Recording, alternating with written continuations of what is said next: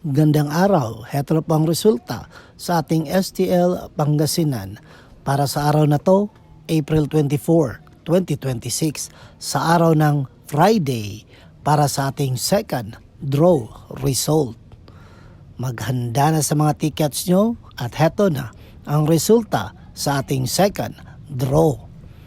At para naman po sa ating STL Pangasinan second draw result, ang resulta ngayong hapon ay ang kombinasyong ito. Reminder lang mga ka-STL, let go mo na ang mga bagay na nagpapabigat sa iyo. Pag nagawa mo yan, tiyak magiging magaan at maging mapayapa na ang iyong pamumuhay. Okay? Mag-ingat palagi. Don't forget to subscribe, Purple Green TV. Paki-like, share at comment po. Thank you.